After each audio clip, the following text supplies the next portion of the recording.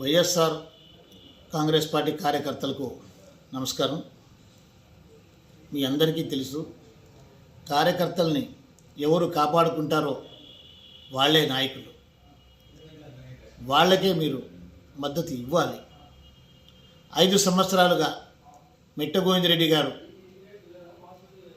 పార్టీలో ఉన్నారు. మంచి పదవిని కూడా అనుభవించారు. ఆ పదవిని అడ్డం పెట్టుకొని ఎన్నో రకాలుగా ఏమేం చేసుకోవాలో కూడా చేసుకోవడం జరిగింది. ఆ విషయాలు మీకు తర్వాత చెప్తాను.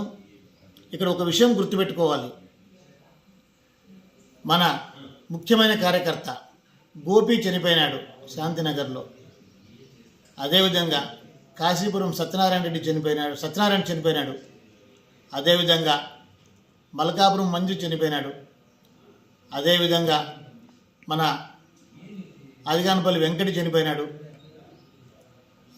మళ్ళీ గుడిసెలపల్లి నుంచి బస్సురాజు, ఈ విధంగా ఎంతోమంది కార్యకర్తలు చనిపోయారు. ఏ రోజు కూడా మన పార్టీ కోసం కష్టపడినటువంటి ఏ కార్యకర్త చనిపోయినా కూడా కనీసం తిరిగి చూడని వ్యక్తి మెట్టు గోవిందరెడ్డి గారు. అదేవిధంగా మన పార్టీ కార్యకర్తల తల్లిదండ్రులు ఎంతోమంది చనిపోయారు, బంధువులు ఎంతోమంది చనిపోయారు. ఏ రోజు తిరిగి చూడని వ్యక్తి మెట్టు గోవిందరెడ్డి గారు. కరోనా లాంటి కష్టకాలంలో మన పార్టీ కార్యకర్తలు కూడా కరోనాలో ఆరోగ్యాలు బాగలేక ఆసుపత్రిలో సీటు దొరక్క రకరకాలుగా ఇబ్బందులు పడ్డారు.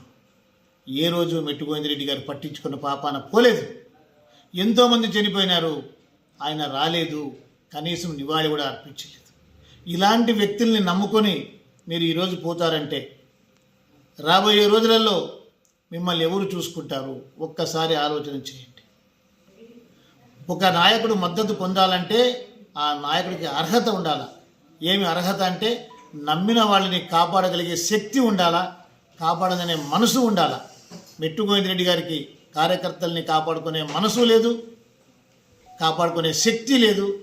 అలాంటి వ్యక్తిని నమ్ముకొని మీరు రకరకాలుగా ఇబ్బంది పడితే అది మంచిది కాదు. కాబట్టి దయచేసి చెప్తున్నా, మీరు అర్థం చేసుకోండి. మీకు మంచి జరగకపోయినా చెడు జరగకూడదనే ఉద్దేశంతో మీ అందరికీ చెప్తున్నా.